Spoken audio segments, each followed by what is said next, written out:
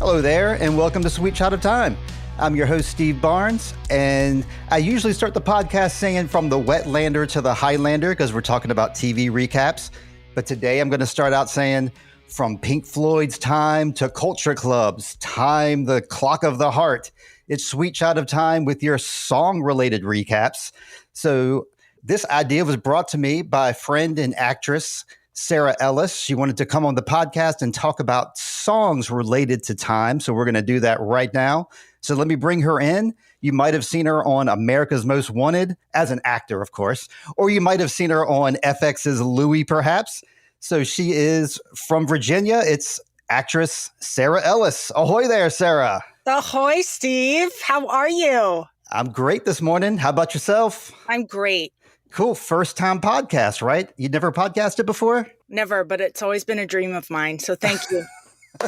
I'm the supplier of dreams today. That's great. Definitely. So preparing for this, like what was it nerve-wracking? Were you like looking forward to it in a fun way? Or, share with us, with our listeners, what it's like to be a podcast guest for the first time. It was a little nerve-wracking, but overall, I was looking forward to it. I'm looking for pockets of creativity in my journey as a mother and wife. So this was like a breath of fresh air. However, it was a little nerve-wracking because the preparation was such that, am I doing this right? Am I doing this right? And then I finally said to myself, there's no wrong way you can do this, Sarah. Just do it. Yeah, that's right. There is no, I guess there is a wrong way to podcast. You can podcast badly, but you and I talk a lot. We work together, so we talk pretty much every day, and we already know that we get along and we have a rapport. So I don't foresee anything. That's why I figured you probably weren't nervous because we already talk anyway. This is just going to be another day for us. Yes. Creative endeavor. I'm glad you brought that up because, a podcast, that's why I do this, because I don't really give myself a lot of chances to talk in the real world. I keep to myself. I'm quiet. I'm an introvert. So a podcast is a great way to get your thoughts out there. So that's an excellent way to put that. This is a creative endeavor for you. Yes. So thank you for having me. I mean, you're a creative person. You started out acting. So let's get right into your acting. When did that start? Like, did you start as like a little kid wanting to be an actor, or did it happen later in life? It started when I was a little kid. I was in the 5th grade. Okay. And I had just moved from Maryland to Belgium. So I was dealing with the move and adjusting to a new culture. And Right. I watched My Fair Lady, the movie with Audrey Hepburn and Rex Harrison, for the first time. And I fell in love with that movie. And I think part of it was because I could tell the actors were having such a good time doing the movie that I thought, this looks like a great profession because you can have fun. Instead of going to work, you can say, I'm going to fun now. And I also love the music. And so I sang the song Just You Wait, Henry Higgins, Just You Wait, as a solo in 5th grade. And that kind of took off, I guess. And yeah, that became a dream of mine. 5th grade, that's pretty young. And unfortunately, I'm not totally familiar with this piece of work that you're talking about that inspired you. But it's cool that you can like think back to that specific movie and you can probably rewatch it. Have you rewatched it as an adult? No, but I really, really want to. Actually, that's not true. I did watch snippets of it not too long ago, and it was just as good as I remembered it. And I keep wanting to rewatch it. It's on my bucket list. But as a mom, you get interrupted a lot. And Sure. I find that interruptions are so insulting. I avoid doing the things that I hold near and dear because it's sort of like, you're interfering with my work. So I avoid doing them altogether, which is, I think, something I should overcome because a little bit of oxygen is better than none. Sure. Yeah. Good point. That is sometimes why I avoid starting things too, because I know it might take a long time and I'll get interrupted and I want to have uninterrupted time to do the thing. So that can be like an obstacle in the way. So yeah, I totally understand. For sure. Fifth grade. So like, at what point did you like go from like daydreaming about it to like actually making some of your first steps happen? That was probably in college. Okay. when I majored in theater at George Mason University. And I sort of found my group of friends, Ah, and we were all kind of odd, and I felt accepted. And of course, when you're in college, you start taking classes taught by teachers that have been there, done that, and are still doing it. hmm And so you begin to get the logical steps for how to get in the business and what to expect. And on more than one occasion, I would hear things like, if you can choose any other profession, Oh, you no. should choose that. And at the time, I was so insulted, and I was like, I'll show you. Yeah, right. But lo and behold, towards the end of my acting career, I knew exactly what they were talking about, because it's just so hard. It's hard on your mental health. It's hard on your pocketbook. It's really hard. That's interesting because, like, somebody like me, I watch a lot of TV and movies, and my perception is that's what I want to do too. When I was a kid, I wanted to do the same thing. It looks like these people are having a great time. I remember one thing I saw when I was very young was there was it was a Van Halen video, and there was a bunch of little kids that were acting like the adult Van Halens, and there was a nerdy kid. And I remember seeing like a behind the scenes, and like all the cool kids hung out with that nerdy kid, and they were all pals. And that was like my first, like, I think I was like 10 or 11 when I saw this. And so I was like, oh, so when you're an actor, even if you're a nerd, even if you're like, the quote unquote outcast, you're still an actor. You're still like with other actors that are into the same thing you are. That's just one thing I always think about is Waldo from the Hot for Teacher video of Van Halen. I don't know why, but that was like my first inkling that actors weren't just being actors. They're having fun behind the scenes. Totally, 100%. Yeah, so you went to school for it, you studied for it. So when was the first time that you found yourself like on camera, like doing the thing that you've been dreaming about? Or even on stage? I should rephrase that, stage or camera. Well, I did some musical theater in college, and That was one of my questions. yeah. I was in the chorus of my favorite musical ever, which is, or one of them, I should say, Merrily We Roll Along by Stephen Sondheim. Okay. And I fell in love with his music. And then I was a courtesan in A Funny Thing Happened on the Way to the Forum, which is another Stephen Sondheim musical. Very funny. And then I had my biggest role in college, which was Cinderella in Into the Woods when I was a junior. All right. And I think having carried that role and being able to sing, because Stephen Sondheim, I don't know if you're familiar with his work. Vaguely. I know the name, of course. Right. Well, his songs are all over the place, and you're basically telling this story, and it's a little bit rambling.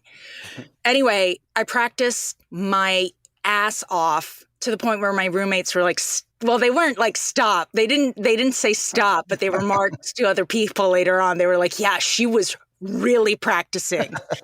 And it paid off. So that's when I thought, oh, I think I can do this. Sure. And then I graduated in 2001, and I had my first audition at Carlin Davis Casting in Falls Church for a Harris Teeter commercial.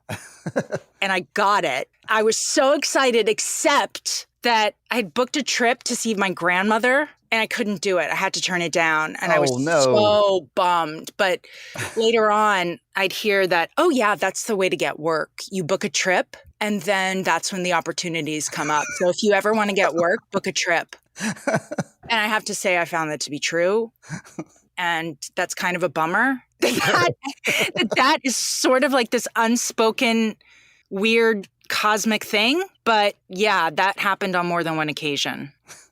That reminds me of like being a waiter, because I worked as a waiter for a while. And the surefire way to get at least back in the 80s and 90s when you could smoke in restaurants, the surefire way, if you're like waiting for your food to get there, is to light up a cigarette, because as soon as you light up a cigarette, your food is going to arrive. So with the downfall of smoking sections, that's not the case anymore. But what you said totally reminded me of that. You like put an obstacle in your way, and then it'll happen. Yeah, totally.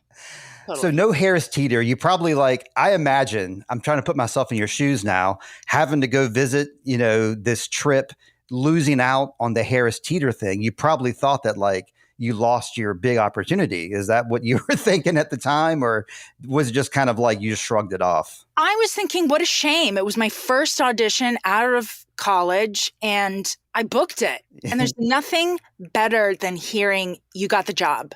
I mean, it's Sure. like this rush of dopamine and optimism. And yeah, it was hard for me to let go of, definitely. I know like one thing is like with acting and musicians, is like if you have an opportunity like you did, and then you have to like say, sorry, I can't do this, and then you back out of it. Sometimes you feel like that's going to be like bad karma coming up later, or you might get looked down upon, but you went ahead and trudged forward anyway. So like what was your next step after Harris Teeter went away? Well, I had an audition I just kept going on auditions basically. Okay. And Okay. everywhere from, I think it was Juilliard. I'm not sure. I'm honestly not sure. I just remember going to New York and having this audition and doing a Shakespeare monologue, which I thought I kicked ass at. But I didn't get any offers from that. And then I did what's called the League auditions in DC, which is basically an open call for anyone who wants to get in front of all these casting agents and artistic directors, everyone from people that cast for film and television to theater. And I remember, again, I did a monologue from, what was it called? Can't remember. It was contemporary. And I just remember getting laughs. And again, how wonderful that was, because it means you're clicking with the audience and they're listening to you. Right. And again, it gives you such a rush. And I got a bunch of auditions from that. I was in an independent film that was being directed by a student at NYU, and it was called Gas Station. Okay. And we had to film it all night, but it was really good experience. And once again, you were having so much fun on the set. So I did that and then kept auditioned for, or went to an open call at the Kennedy Center for music theater, and didn't get any offers from that. Kept trudging, just going on as many auditions as I could, but I got more offers in television and film than I did theater. And I was able to get my SAG card in 2003 because of industrial films, which they do a lot of, government films, educational films for like the post office and other stuff. And so I became eligible to get my SAG card, which was great because I got invited to be a part of K Street, which was probably the biggest deal that happened in my career thus far. It was an HBO series and they shot it in Washington, D.C., and it was produced by George Clooney and Steven Soderbergh. And it was so amazing to be a part of. Basically, I was originally hired as an extra, but it was a recurring extra to maintain the continuity of The Office. Awesome. And and Mary Madeline and James Carville were the stars. Oh. And James Carville especially was delightful. And he's that Southern gentleman that's all like, Lord have mercy, I'm a liberal, but you wouldn't know it. That guy. Totally. And I would go in the kitchen to get some coffee, and then George Clooney would be right there. So it was like a dream come true. Yeah. And I got upgraded a few times, which means that you get a few lines, which was really exciting. But when the show aired, or episode aired, right when I opened my mouth, they cut.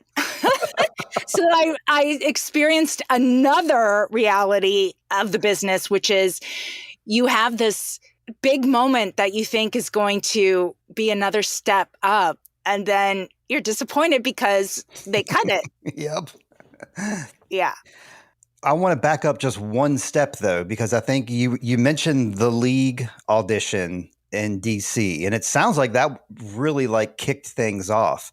Is that something that's still happening now that people could get into?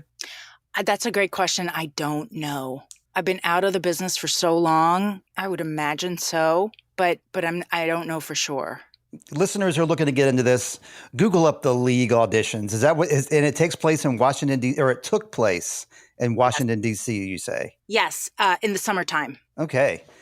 So yeah, you're on K Street now, and you just talked about how you got this line cut. I'm just going to relate just vaguely a little bit here. When I got to be an extra on the show Dope Sick with Michael Keaton and a bunch of other folks, and I got chosen, me and another woman got chosen to be like in a particular scene, which we thought was going to be an upgrade because we were there with Caitlin Devers and like a big scene was going to be happening and the action was going to start with me and this other woman who was playing my mother. And so I was, the camera's on us. They did like multiple takes of it, of us walking away and like looking at Caitlin and kind of like, whatever. But then when the show came out, of course, all that was cut out and it just started right on Caitlin Devers' face. So everything I did was gone. So I understand what you mean about it. I wasn't trying to be an actor at that time. I was just trying to have fun and be an extra. But I saw this as like this opportunity, like, oh, wait, I can make something happen out of this. I can get a screenshot out of this at least. And then nothing. They cut me. Yeah, it happens all the time. But if we watch K Street, would we be able to see you in there, like in season 1? Or it's so funny because I got a credit. Yeah, for the receptionist. Yeah, and I think it was in an episode where someone's voice came on the intercom or on speakerphone, saying so and so's here for you. But I think it was somebody else, and I still got a credit for that, which I was like, take it. But in my mind, I was like, that's not authentic. So you wanted to like strike that from the record and set the record straight. Well, I felt like it was, well, now looking back, it's like, just take the credit, Sarah. Of course. Don't worry about it. And you had your name on the credits. It's so freaking cool. But at the time, I was like, no, I should have had this on camera credit where they were like, there's Sarah. And then the credits roll. It's like, yep, there was Sarah. George Clooney's mad at you now. Come on. Oh, so funny. So I see that this might have been during your during the film school days, but I see you had a title role in one of the things you did. I guess it was a short movie called Grace This Way, and you were Grace. So how did you score that title role, and how can we see this? Okay, so it's on YouTube. It's a web series that I wrote, directed, and starred in. Oh, you wrote it? Yes. Oh my God, I did not realize this. I thought you were just the actor. Continue, please. It was something I felt led to share about a woman who goes through recovery and becomes sober. And each episode represented a step in the 12-step process. Oh, so neat. Okay. The first episode, you got to see how she hits rock bottom and then asks for help. And in the second episode, second step is came to believe that a power greater than ourselves could restore us to sanity, and so on and so forth. Oh, neat. Yeah. Grace This Way. Okay. I had no idea that it was a series. I watched one short that you did. I think it was just a short film. You starred in it, so I thought this was it. So I think I'm getting some of your roles mixed up here. Let's get my mind straight with your roles. You also played Tanya in The Scarlet Letters. Was that a stage production or was that a film production? No, that was a film. That was a film that was filmed in Richmond. Oh boy, I know that place. Yeah, in 2006. And I think we shot it in, I think it was 2006. And I played this tattoo artist who seeks revenge on a guy that drugs my younger sister's drink and rapes her. This is the one that I watched. Yes. Where did you find that? YouTube as well. It was hard because, when you're Googling things, like I type in the Scarlet Letters, it automatically wants to say Scarlet Letter, etc. Yeah. It leads you astray. So you have to be really careful in your web searching to type in The Scarlet Letters and then type in the name Tanya, and then eventually it will come up. Wow, I'm impressed because I tried to find it and I couldn't find it. Hey, I got one on you. Yeah. Did you watch the whole thing? I watched about like the first 20 minutes of it. And then like when it started getting really good is when I got interrupted and pulled away from it because it seemed like something diabolical was about to happen. And this was just a little while ago that I was watching It is something very diabolical and dark happens. So it seems like I stopped right when the good stuff was getting ready to You happen. stopped right before you probably saw the ending because it's about 20 minutes. Okay. Because maybe I watched for like 15. I feel like I watched for 20 minutes and then like it was ramping up and then like I was out of time. I had to move on. Oh, that sucks. Well, you can always go back there. I'm going back. It ends on a very dark, ominous note. But the idea was that the producers and the director wanted to create a series where each episode represented one of the 7 deadly sins. And there was some debate about this episode representing wrath or lust, which I think it's more about wrath, to be honest. Well, it sounds like these projects kind of write themselves because you got like the 12 steps. So you have the 12 series with Grace This Way, and then you have like this the 7 steps of grief here. That's like, I don't know. You're right. Wouldn't have put my finger on that, but you're absolutely right about that. It's an unconscious thing for you, but I'm seeing it clearly. Yeah, completely. And of course, a show that I'm very familiar with, America's Most Wanted. How did you get a role on that show? Does that film around here on the East Coast? I'm not sure. But in this episode it did. Okay. And again, I got the film or the part by auditioning, and it was one of the classic roles that are so great for women. Are you talking about the oldest profession? Is this what you're talking about? Yes. The classic profession? Yes, there are limited number of roles for women, although we're getting a little bit more variety. Yeah. There's the hooker, the mom, the ingenue, what else? The teacher, the wife. Yeah, they wrap it up in Greek mythology. Like they say that women are like the mother, the maiden, or the crone. That's a phrase that I hear a lot, which is very insulting. They say the same thing about man too. A man is either like a hunter, a warrior, or a thinker. So those are like, which I guess are better roles, but even so, we're like limited to those 3 things in like Greek mythology, supposedly. Yeah. Yeah. How did you handle? I mean, were you okay playing that role, and did you have fun with it, or did you kind of despise it? I had a lot of fun, but here's the thing: there was a part where it was kind of not racy, but I guess it could be described as racy because it was a scene where I basically have sex with the criminal. Okay, and it didn't really show a lot, but it implied a lot because I was in my underwear. And it had this music in the background, which looking back was kind of like cheap music that you would equate to porn. Okay. And the funny thing is that I would temp so that I could have space to audition and the opportunity to be spontaneous and say, I'm sorry, I can't come into work. Mm-hmm. I'm shooting. And I was very open about what I was doing. And people are always interested about being an actress. Yeah. And so I just started temping at this really nice company in downtown Washington, D.C. And they got wind that I had this part in America's Most Wanted. And they were like, oh, we have to watch it.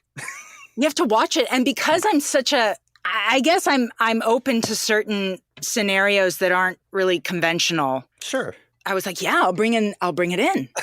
Watch it as a group. And we'll watch it as a group. And then I was able to look at it as a member of the audience. And then that scene came on. And I remembered, like, I tried to have fun with it as an audience member and be like, yeah, But these were people I didn't even know, and they were white-collar people and senior managers and all that stuff. And here I am in my underwear having sex with this criminal. What an impression you're making on the team. But in the end, it must have been a good impression because they wanted to hire me as a full-time position. And I was like, no, I can't. I need to act. I have FX calling, so I need to run. Ta-ta. Right.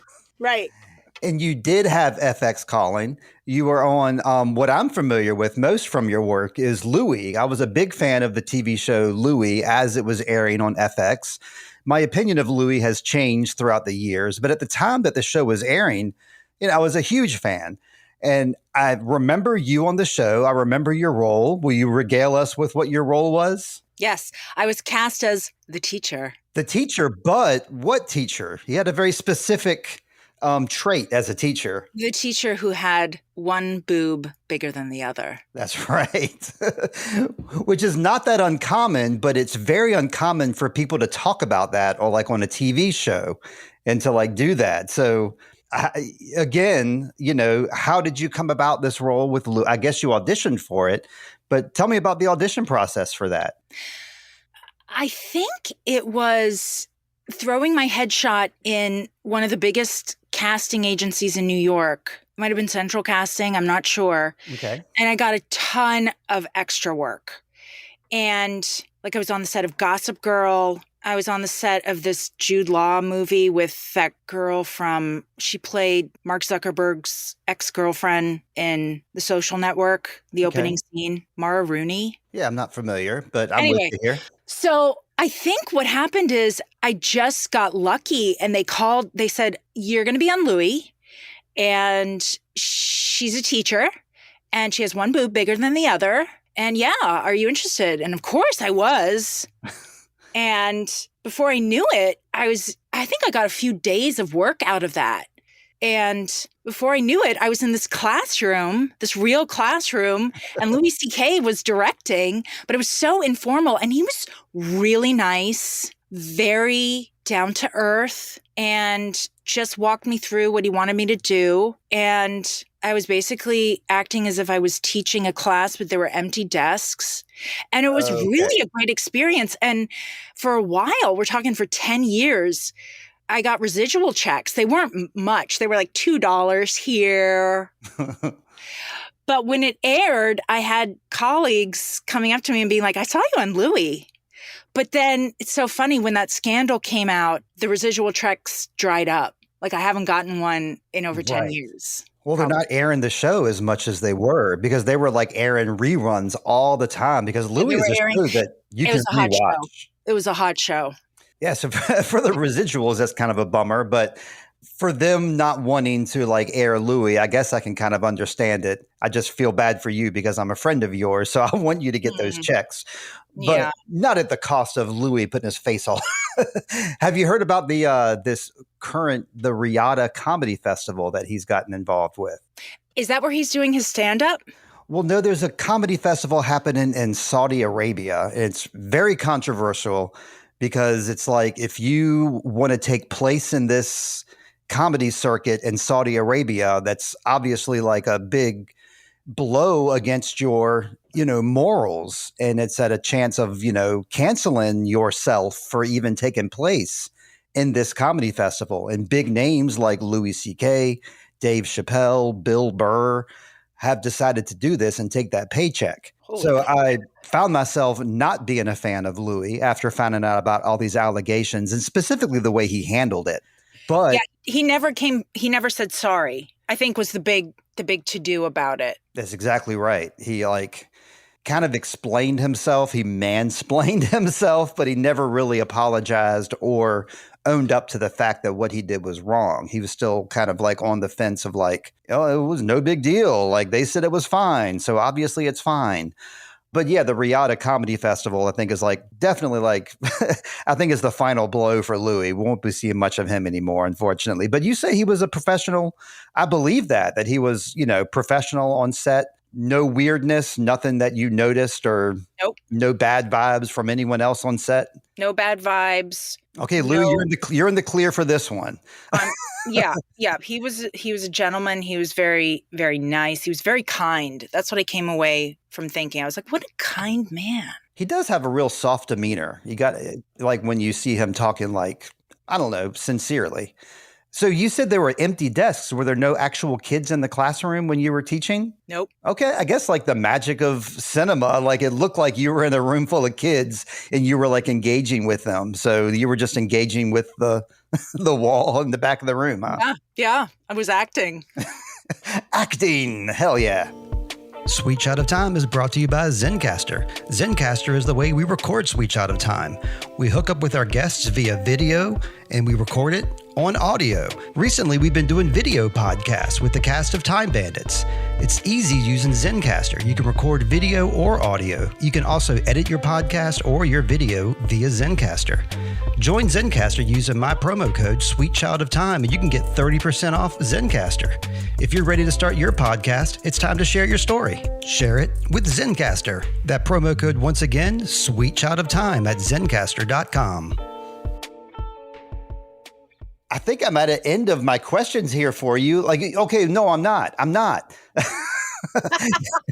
So you say that you're currently not acting now. Do you have any plans to get back into it, or do you see yourself getting back into acting again? Yes. Straight up, yes. Do you want to clarify on that? Absolutely. I decided to audition this is when we were living in New Jersey, for a community theater. Yeah, for a theater that's basically community theater. Okay. And it was sort of a whim. And it was the show The Underpants, which is an old play written by... Captain Underpants, perhaps? Yeah. No. Oh, I feel bad. I don't remember the playwright. But it came out in the early 1900s. And then Steve Martin adapted it in the early 2000s. And it was about this lady that is a housewife and her husband is this male chauvinist pig. And she goes to a parade to see the king. And it's this very big deal. And she's trying to stand up on her tiptoes and see the king. And then all of a sudden, we don't know why, Steve, because this is the early 1900s where women have corsets and petticoats and all that stuff. But for some reason, an act of God, her garments fall off and reveals her panties, her underwear. No. Her pantaloons. Yes. And it's this huge scandal. And her husband gets wind of it and he's so angry. But then these men come out of the woodwork and they start courting her. And she is overwhelmed, but also finds power in it and realizes that women have this power when it comes to their sexuality. Sure. And she sort of revels in it. And I got the lead. It's Louise. That's the name of the character. I got the lead role. And it was so much fun. And now that I'm in Richmond, there is a theater community. Mm-hmm. And I want to audition for something. So I'm keeping my ear to the ground. So yes. All right. That's great. I know you have like your, what do you call it? You have like a tape that has all your big hits on it. The name of that escapes me. What is that called? Like your reel? A reel. Yeah. Spread your reel around. I'm sure you'll be getting some work. So yeah, do you foresee that happening like in the next few years or the next few months? What's your frame of time here? If I had it my way, I would audition tomorrow. Okay. But they're coming out with this farce at Virginia Rep called The Cottage. That's what I really, really want to be a part of. I want, excuse me. You want to be part of a farce? What? You want to be part of a farce? Yes. It's, it's basically a play where the characters all get into trouble and much ado about nothing. And they're running in and out of doors. Okay. And so funny. And basically my goal is to do what I originally saw in My Fair Lady, which is to go have fun, laugh, of course, do a good job. So yeah, they're supposedly having auditions in November. So I'm keeping my ear to the ground. So we'll see. I'm told that Richmond is a very, very cliquey and tight community and it's a hard group to pierce.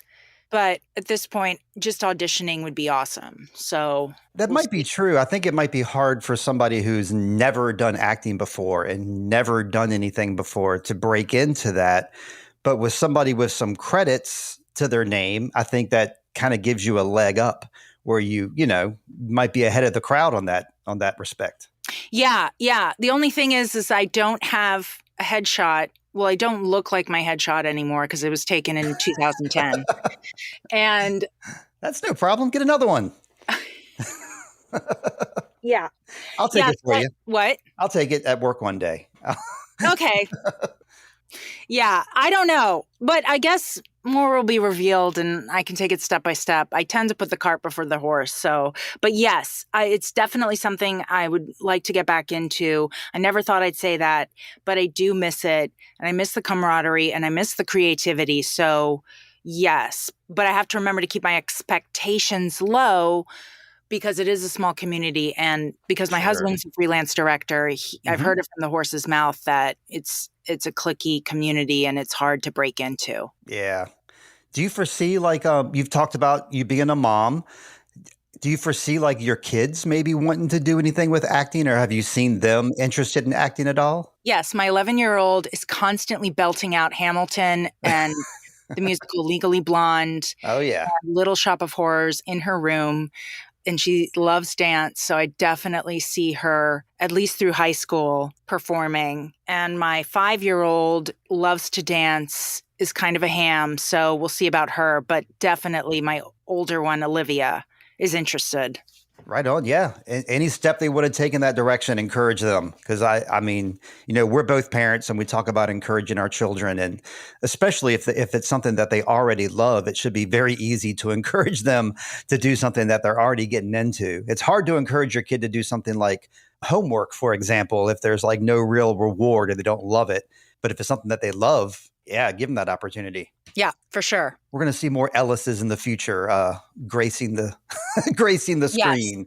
Yes. Although they go by my husband's last name, which is hard to pronounce, which is why I kept my name. For pronunciation reasons, for no other reason, just pronunciation. Exactly. Exactly. Well, speaking of your name, before we get into some of our music here, where can people find you? Do you want to remain hidden, or would you like people to search you out on social media? Or I totally deleted my acting Gmail account. Okay. So hence the YouTube stuff is like buried or in a graveyard somewhere in cyberspace, which I really regret. I tend to make these spontaneous sort of big decisions that you make at the spur of the moment. Yeah. Throw things away. Mm-hmm. And then I look back and I'm like, oh, the older I get, the more I'm like, why didn't you save that for posterity? But anyway, so the answer to your question is you can't really find me anywhere except my DVD. I even threw away my multiple copies of DVDs. I only have one left. Can you believe it? Well, good thing you can make copies off that one. Just don't let anything happen to it. Is it okay if I tell listeners that they can find you on IMDB? Yes. There you go. Yes. Look up Sarah Ellis. She spells Sarah with an H, Ellis as you would expect it. Some of these roles that we talked about are going to be on her IMDb. So that's a good place you can find Sarah, photos of Sarah, and some videos of Sarah. So I'm going to go ahead and answer for you. IMDb is where you can find Sarah's info. Thank you, Steve. It never occurred to me to give IMDb, which is kind of obvious. So thank you.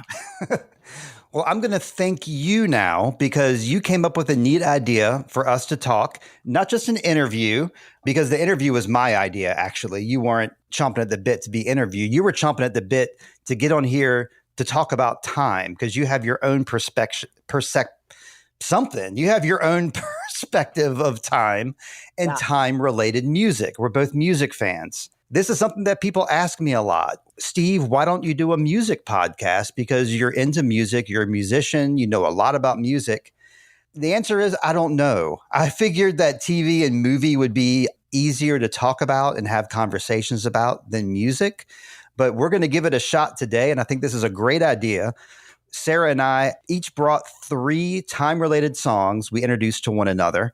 And so we're going to talk about those songs, but we're going to kick it off by talking about a song that we agreed on, which I believe is the granddaddy of all time-related songs, a song called Time by Pink Floyd, released in 1973, written by Roger Waters and the gang.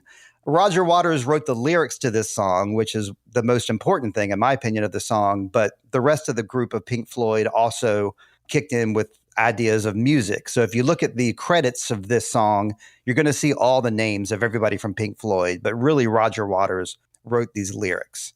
So I say this is the granddaddy of all time songs. This is the first song that you brought up. What is it about this song that made it immediately come to mind, or what is it about this song that you love? Oh, gosh. Everything. Okay. I don't remember where I was when I first heard this song. Right. I do remember listening to it a lot when I was working at a bank in Midtown. That was a really hard job for me because there was a new CEO that had been hired and he was firing everyone and people were crying at their desks. And I think it was one of the first times where I recognized that this culture existed in more places than I would have imagined in America. And coming to work seemed kind of drudgerous. Right. Although what was the saving grace was I was working, like my open desk area was with a group of people where we had lively conversations and we laughed so much. So that was the saving grace. Right. However, there was, because my husband and I had just had a baby and there was like, no, you can't just quit. You have to have your paycheck. But in the end, I did quit. Or rather, no, they fired me, which is another story altogether. Yep. But I remember listening to this song, and at the time, I thought that it was about the drudgery of life and having to basically live. I think it was Thoreau that said, in quiet desperation or something like that. And I thought, I was like, this reflects what I'm going through. And so that was one aspect of it.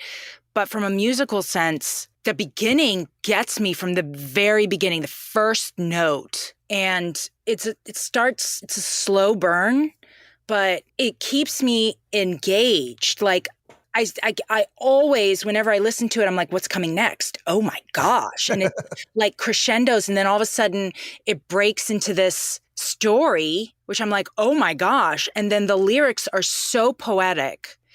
And when I was doing a deeper dive on it to prepare, I realized that it's not necessarily about what I thought it was. Right. It's about the contrast between your youth and your older years. And that struck me completely different because I'm now at a point in my life where I'm middle-aged and I see that I might have more time behind me than I do ahead of me. I mean, who knows? We don't know. However, there is that stark realization that it's not just an empty horizon. There's sort of like, I mean, not to get dramatic, but there's like a death ship that comes for all of us. And I see it on the horizon. I'm like, oh my gosh. And not only does it come for you, it comes for your loved ones and all that stuff. And so I really paid attention to the lyrics and they hit home in such a way where I felt like it was expressing where I am right now in my life. But then it has this point in the end where it breaks into this quiet, it kind of gives us a breather where it's like, oh, it's so nice to come home and sit by the fire. So it kind of ends in this uplifting way, but then it sort of ends in this minor chord where it's like, no, don't forget, you're getting older and your youth is behind you. And scene. Yep. Yeah, well said. Thank you. What you said there reminded me of like two direct quotes from the song. Because first you were talking about Thoreau and hanging on in quiet desperation, which is one of the lines that you just talked about. And yeah, you can see like when you're at a job that you hate, like you described, and you're just hanging on quietly, but you really want to get out of there and you're just watching time drag by. And then one of the last lines of the song is shorter of breath, you're one day closer to death. Yeah. Which is, direct. Yeah. Very direct. You can't get around that line that's going to be an ending for all of us. I think it's interesting that what you said about how you're middle-aged and talking about this song, because that's the reason I gather anyway. I don't know Roger Waters, but from what I've read in his interviews, he says that he wrote this song at a point where he was approaching middle age. He had no plan for the future. He wasn't preparing for the future. He was just going moment to moment in his life. And he realized that that's what was happening. So that's what gave him the impetus to write this song. One of the lines that stuck with me in particular, and it always has, is one of the first lines of the song where it says, kicking around a piece of ground in your hometown, such as Richmond, Virginia, Yep. waiting for someone or something to show you the way. Yeah. Not looking for it, not trying yourself Right. to show the way, but you're waiting for someone else to show you, which is, again, hanging on in quiet desperation because you're not doing anything. So that line has always stuck with me. Yeah, you're sort of waiting for your life to begin, and you're waiting for this higher power to direct you. I personally believe that you're collaborating with the higher power, so it's not just up to your higher power, but it can be hard when you have a family to support, and you have a mortgage, and you have car payments, and. Yeah. So I'm just living day to day too. I mean, I can't really, just leave my family and go to Hollywood. Right. And nor can I watch My Fair Lady without getting interrupted. So that can be a drag, yes. I have ideas, universe, but they're not exactly practical or conducive to my lifestyle right now. And it's sort of a double-edged sword because it's like, you should know the way and you should make choices, but you're at a point in your life where you have responsibilities, so you can't. And by the way, you're losing time. So good luck with that. And I'm like, gee, thanks. So to continue the conversation about time, what I really wanted to go into was the waiting for someone or something to show you the way line, because I don't think I got my point across there, which is that I always kind of felt like I was waiting for an external source to help me be creative. And it really wasn't until recently, like in the last 5 years, that I've realized that I need to be my own impetus. Because throughout my life, I would always join other bands that have already existed or be part of someone else's creative project that they've already gotten off the ground. And then I wanted to be a part of that. So I have realized lately that I need to start my own podcast. I need to start my own band. I need to do my own thing. No longer waiting for someone or something to show me the way. So that's a line that has really stuck with me. And the last point that I wanted to make too is that when he says in the song, every year is getting shorter, never seem to find the time. I'm a 53-year-old person, and I've noticed this pattern that a lot of people notice when they're older. It's like the years just rush by. Like you start a new year like 2025 and it's January, and then you turn around and it's October 2025. It's like, how did that happen? Like time is not going faster or slower. It's going at the same pace, but it seems like it's going so much faster. I think I have the answer, Sarah. I think I figured it out. As an adult, you start developing these patterns of your life. Even if your pattern might be like a pattern of like inconsistency, still you maintain this pattern of waking up, doing a thing, doing another thing, going to sleep, waking up, doing that thing, doing that other thing, going to sleep. And the more you find yourself being in this repetitive pattern, the more each day kind of seems the same. Therefore, time seems to be traveling much quicker.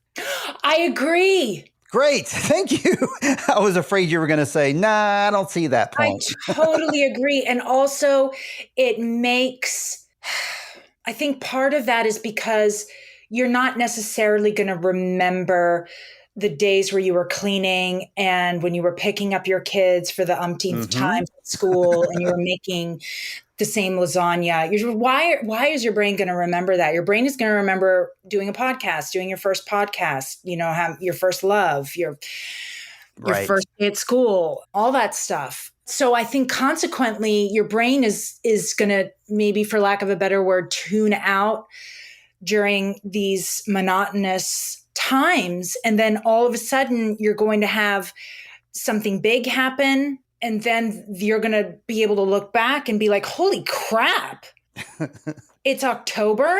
Yep. I mean, that's what's surprising me right now, the fact that it's October. And it seems like I just remember like Luther, a guy we work with, telling us like, okay, got a new year starting here. It's January 2025. That seemed like yesterday to me. So I'm a victim of time, I believe. Me too.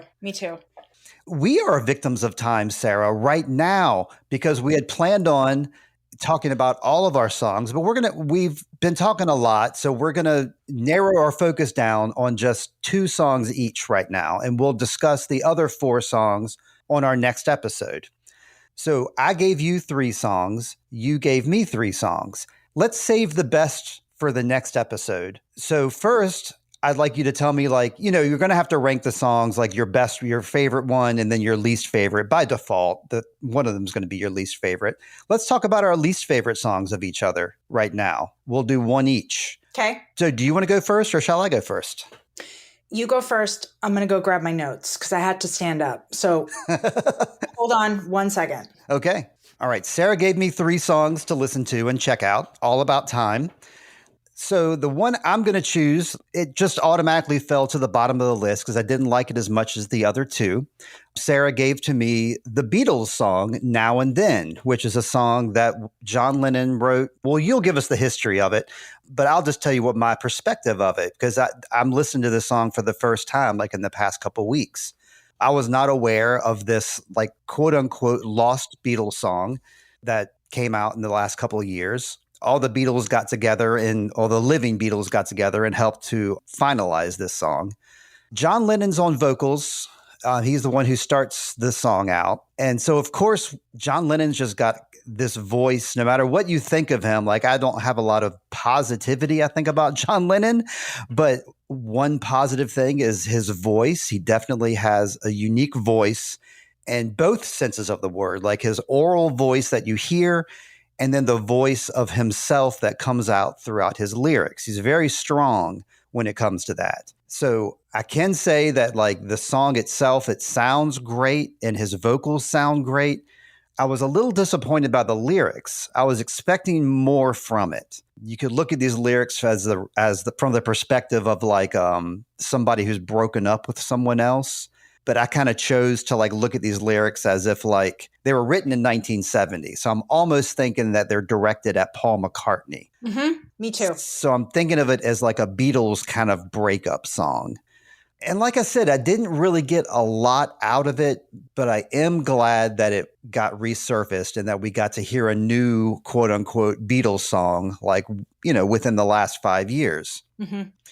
So, yeah, that's my perception of it. I'm kind of lukewarm about it. And none of the lyrics really grabbed me because they seemed like, kind of basic on the face lyrics. Like, it would say things like, I miss you. And what do you interpret from that? Well, this person probably misses the other person. So, yeah, this song meant something to you because you brought it to me. So I want to hear your perspective of it. Yeah. Okay. So first off, this song came out in the fall of 2023 when Paul and I had moved from New Jersey to Richmond. We moved from New Jersey to Richmond in August. Okay. And while I know it was the right move for us, I was unprepared for the grief and the homesickness that would envelop me as a result, as moves do. And, I should know that and remember that more than anyone because I moved a lot as a kid and changed schools a lot. And there was so much grief. And that familiar feeling sort of enveloped me. And I had a hard time, and I'm still having a hard time adjusting to the culture as a Northerner coming to the South. Mm-hmm. And so there was that. On top of that, I had just gotten fired from a job that I managed to get really quickly. Like, I landed it the same month we moved, or shortly thereafter. And so I had been fired before, but there was something really cold about the way it had happened. Right. And so there was grief there as well. And here I was home by myself during the day, applying to jobs and having a lot of time on my hands while my kids were pretty well adjusted to a new school. And my husband was enjoying his first year teaching drama. And so there was another layer of I felt really left out. And then this song came into being. And of course, I wanted to hear it because I'm such a Beatles fan. Mm-hmm. And I'd recently done a deep dive into John Lennon's life. and had no idea of the trials and tribulations that he endured. And there was a lot of stuff to a certain degree, mental health wise, especially, that I could relate with him. Mm-hmm. And I found that there's a bit of a bond that developed. So, of course, I wanted to hear this song, but I was a little hesitant because I wasn't in a good space mentally. And, this is the last song that the Beatles you're ever going to hear. Right. The Beatles. Yep. And it was such a blessing that it happened the way it did, because Yoko Ono gave the tape to Paul McCartney sometime in the 90s, I think. And they tried to make a piece out of it, but they couldn't because of the technology. And then fast forward 30 years later, and, Peter Jackson came along and had this technology that allowed them to just take John Lennon's voice. So I felt like it was a piece of history, and as a Beatles fan, I should listen to it. But once it started, I was like, oh no, this is so nostalgic. But I wanted to keep listening to it. And I see what you mean about the lyrics. They're simple for me, and where I was in my life and my history with the Beatles. I became a fan when I was really young, like I was in high school. And so there was all of that. And it's in minor chords like the whole time, right? Right. And then you think about what happened to John Lennon shortly after, because I think he wrote it in 78, 79. So his death is like, talk about the death ship. It's like practically on the shore, right? Yep. And so you're trying to process all of that. And I think it is a love letter to Paul. I really do. And so that, especially Yoko gave it to Paul and sort of stepped back. Mm-hmm. So there's this space where, fans that want it to be that can have that vision if they want. And it just really struck me, and it kind of depressed me, actually. And I remember feeling really depressed, and I went to a church nearby and had like the whole cathedral to myself. And I just remember going up to this piano, because I used to play piano, and I'm very good at playing by ear. And so I remember finding the first like 3 notes and just playing them and them echoing throughout the church. And like I probably lit a candle or something. So all of that was this big, huge melting pot of feelings. And I couldn't listen to it more than once or twice. And then I had to sort of walk away from it because I found it. Yeah, because there's also this reminder that there's a beginning, a middle, and an end.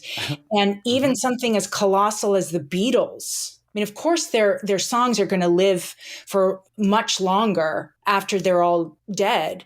But something as so colossal as them coming on the scene and then eventually George and John passing, you're just reminded once again, everyone is mortal. Everyone has an expiration date on them, even Paul McCartney, even George Harrison. And it's something that I still find I'm still wrestling with. And at this point in my middle-aged years, I recently heard on a TED Talk that as a middle-aged person, you're going through these stages of grief when it comes to recognizing that you are going to die someday, as is every single person you encounter. And so there's that, what is the first stage of grief? I think it's denial, I think.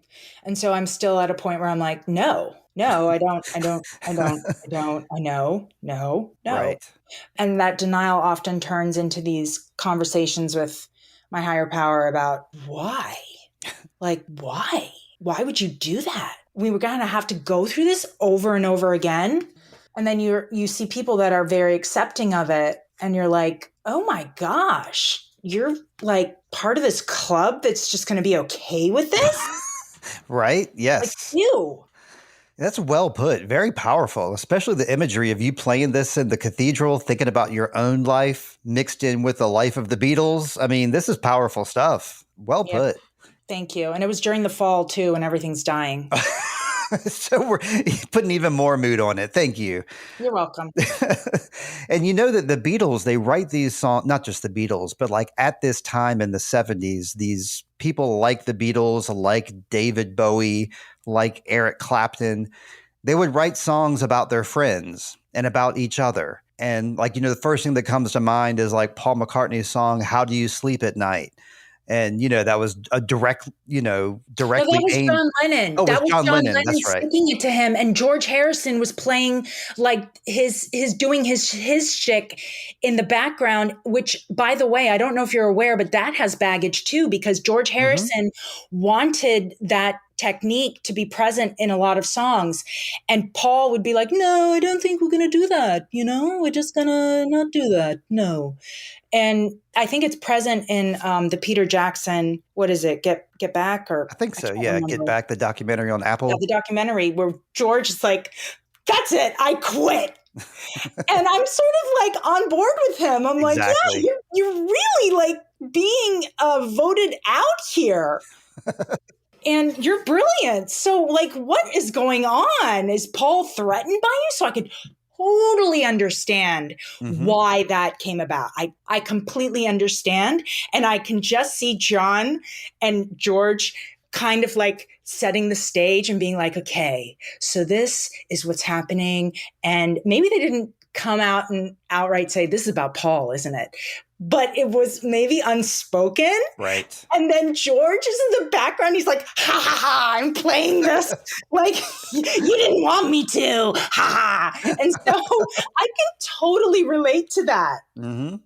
I think about other songs like Norwegian Wood and like Layla that have like this exact same like personal touch to these songs. You listen to these songs as jams, but they're really like diss tracks. Like the earliest diss tracks that we know of were written by the Beatles and Eric Clapton. Mm-hmm. I wanted to talk about the technology of that song too, because you made mention that John Lennon. It was actually 1970, is what I read, is when he wrote this song, and he just recorded it himself on a little tape deck. Mm-hmm. And so that is the reason that technology stopped us from doing anything with it, because Mm-hmm. the tape sounded like garbage and it wasn't like well mic'd. There was background noise, there was tape hiss. And it wasn't until like the modern age that we have tools that can remove all that stuff and perfect these things. So it makes a lot of sense why they couldn't do anything with it until now. You might think, like me, I think like, well, that tape existed back in 1970. Why couldn't they just release like the dirty version? I don't mind hearing raw stuff, especially from someone like John Lennon. Mm-hmm. But these record companies, they don't want to release anything unless it's pristine and perfect. So it took Peter Jackson to Yeah. make that happen. But also, John Lennon was down on himself. He didn't like his voice. Yeah. Isn't it weird how like somebody with like an amazing, unique voice like hates their own voice, but we hear it and it's like, it's so distinctive and Yeah, it beautiful. doesn't surprise me though, because I think humans have so much baggage passed down to them from generation to generation, and they've got all this trauma. And I think one of the things they have to wrestle with is, oh, you're garbage. That inner voice that says that, you mean? Yeah, the inner critic. Yep. Well, why don't you be my critic now? So I picked out one of your songs. I eliminated the Beatles from the list. Mm-hmm. What are you going to eliminate from my list? What do you want to talk about here? Okay, so I too am going to go with my least favorite of your three, Okay. which is Borrowed Times, Borrowed Eyes. Okay. However, upon listening to it this morning, this is why this project is so cool, because I'm finding that each time I listen to the songs, I'm hearing something different. Right. And so it's quite beautiful. At first, I was turned off because it summoned up these visions of war and the apocalypse, Mm-hmm. and what people are going through in Gaza and what people are going through in Syria and, Africa. And I mean, it's like ad infinitum. It's, the suffering goes on and on and on. And I pictured this man holding his son that's starving. And I was like, you know what? I don't need this right now. It is pretty bleak, right? I really don't. I know people are suffering, and I know there's nothing I can do about it except pray, which seems lame a lot of the time. So I don't need to be reminded of this. Okay. But then I listened to it today, And I was like, Sarah, you don't have to think of it as that way. Maybe it's a single parent. Maybe it's a single dad who's at night holding his newborn and being like, please go to sleep.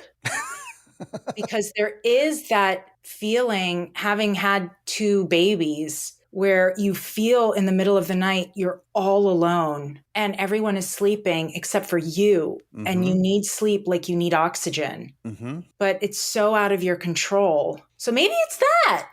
You're nailing it. Yeah. That, when the strings come into the beautiful, the singer reminded me of Courtney Love. Okay. And there's a part in it that reminds me of the Beatles. It's Strawberry Fields. I can see that now that you mention it. Do you see it? Yes. like the neo psychedelic part towards the middle. There's a psychedelic vibe. So it starts off with this percussion and sort of just evoked a song that's not from the Western world. Right. Something far away, maybe in Asia, I don't know. And then these strings come in where it's like, wow, this is so beautiful. Then the psychedelic stuff happens.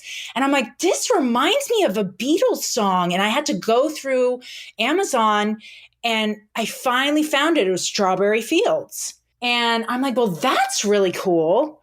And the only other note I have is that I found it depressing, but then I realized that was a choice. You could kind of experiment with other visions of it. And, it doesn't have to be about war. It can be about something else, something hopeful, like a father holding his son and, trying to nourish his son that won't go to sleep because, as my husband said to our firstborn who wouldn't go to sleep, he was like, she's a terrorist. She's a terrorist. She's a terrorist. Like he came into my room. He was trying to help me sleep. And then he had been trying to put her to sleep for 2 hours. And every time he put her in the crib, her eyes would open. And finally he came into me and he's like, she's swaddled and she's like got her little pacifier and she looks so angelic and his face is white. And he's got sweat coming down his face. And he's like, I can't do it anymore. She's a terrorist. She's a terrorist. She's a terrorist. She won't go to sleep. She's a terrorist. She's a terrorist. I remember these moments so well from being a dad too. You're bringing me back. Oh my God. Little terrorist trying to keep you sleep deprived and drive you insane. Yeah. So it's like he holds his son. The only one In this black night at 2 a.m. when everyone else is sleeping and dreaming. I'm not, and I need to. I'm all by myself. Yep. This song is definitely about no hope, about bleakness in particular. It's by a band called SubRosa. They're kind of a modern band. I wouldn't say modern. This song came out in 2011. At the time this song came out, SubRosa had 3 band members because SubRosa originally came forth with a woman named Rebecca Vernon. She was just a one-woman band that would release music on her Mellotron, and that's her own vocals. Eventually, she got a woman named Sarah Pendleton to play violin, and they were a 2-person band for a while. And then later on, another violinist named Kim Pack joined the band. So the band at this time, when this song was released, Borrowed Time, Borrowed As in 2011, it was 3 women, 1 on Mellotron, 2 on violins, and then 1 on vocals. So later on, some other guys, some dudes joined the band, a bass player and a drummer, but we won't talk about them. We'll talk about the ladies now. They're from Salt Lake City is where they hail from. Huh. And I've known this song since it came out in 2011. I've been a fan of this band, been a fan of this song. I'm not a lyrics first person. I'm a melody first person, and I like the mood of songs. So I was aware of the lyrics and I would hear things like, heads on spikes and stuff like that. And my assumption was that this song was just strictly set in a fantasy world, Game of Thrones, Wheel of Time style. And they were just singing about a king that was stuck in his war-torn castle, clutching the prince the prince of nothing, basically, because their whole kingdom had been ravished. This is what I thought the song was about. Mm-hmm. So when we got together and I decided that I wanted to bring the song to the forefront, because it does, the word time is in the title, so it passes the smell test to me. And I love the mood of this song. That's the thing I like most about it, is the beat and the mood. But researching it, I find out that this song is based on a book that I have read multiple times called The Road by Cormac McCarthy. Are you familiar with this book? Because it's pretty popular. Familiar with it. I think it's one of Paul's favorite books. It's also a movie as well, a movie starring Qui-Gon Jinn, the guy who played Qui-Gon Jinn in the Star Wars movies. I can't remember his name. Oh. But it's also a movie that came out about 5 years ago. If I remember correctly, it's not a happy book. No. Tell me what it's about again. Yeah, it's pretty much exactly what you described when you're like, I think that's what this song is about. It's about apocalypse. It's about war. Because in the book, it doesn't tell you what had happened, but you get the sense that there was a war, that there was a nuclear war, that there was a big explosion, and that the whole, America is just a wasteland. And like the sky is just full of dust.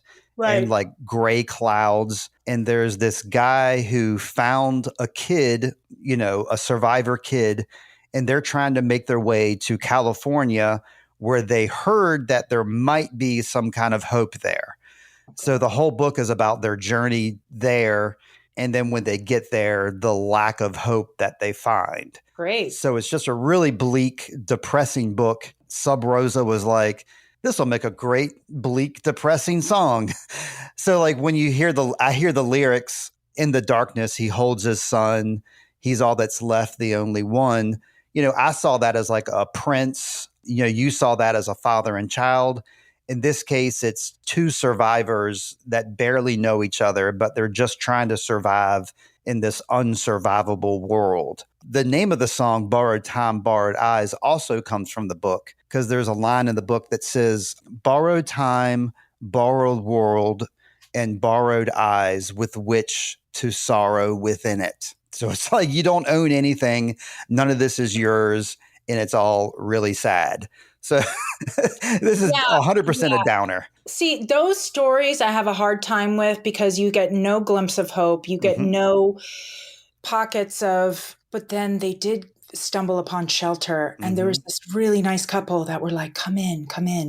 And they had this banquet of food, and they were able to restore themselves before they went on their journey. Yep. There's none of that. It's all one note. And I'm sort of like, part of me is a little insulted, because I'm like, I know that, even with me, and I do have food and I do have a job and I'm living in a peaceful community, I still get those feelings. And I know there's glimmers of hope, like coming to work and talking to you and, feeling like I found a kindred spirit. And those are like pockets of oxygen that you can revel in. And right. I would imagine that even when you're living in a war-torn apocalyptic time, you still have those moments where you're blessed, maybe especially because you're going through that. Sure. And I have read that when you're in war, there's this sort of like feeling of,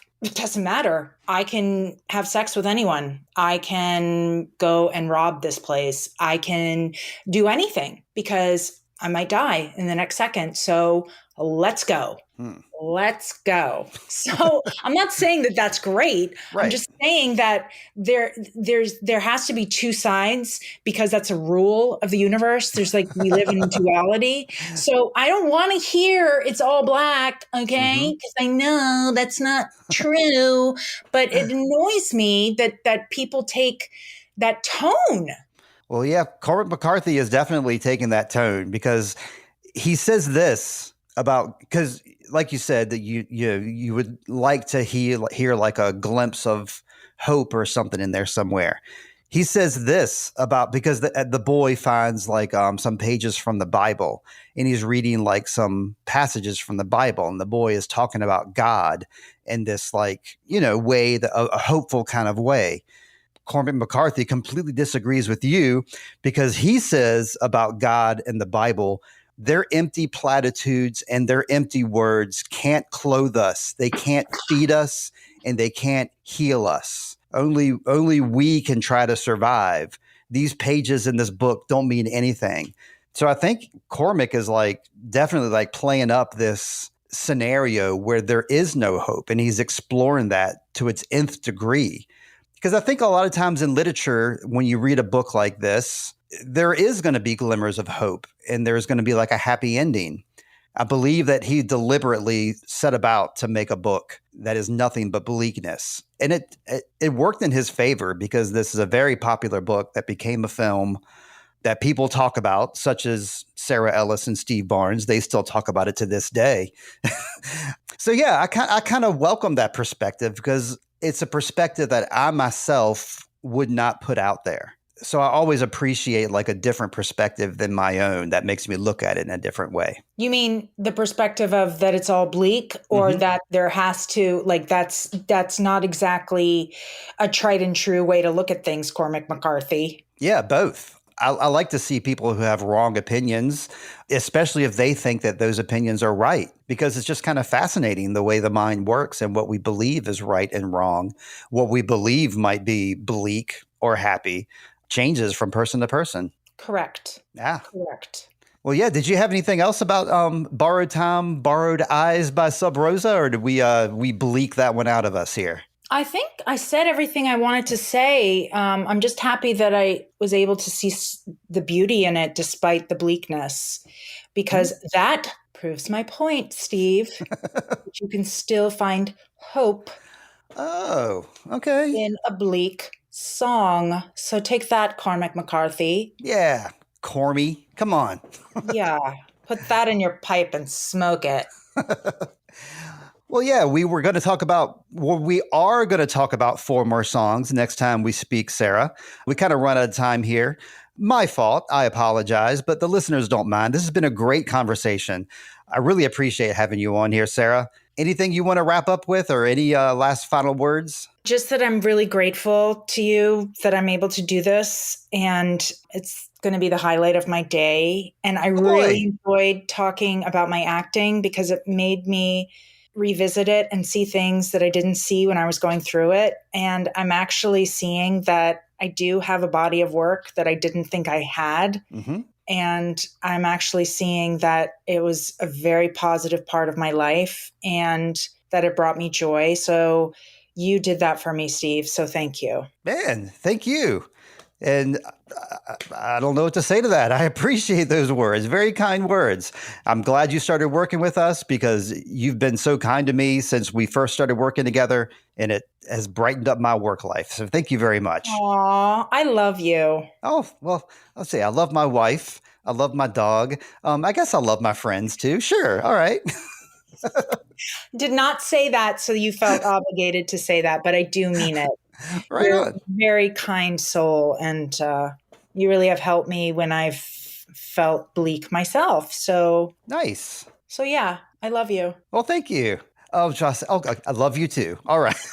You don't have to say it. Let's see what we got coming up on Sweet Shot of Time. We're going to have part 2 with Sarah. We'll schedule that.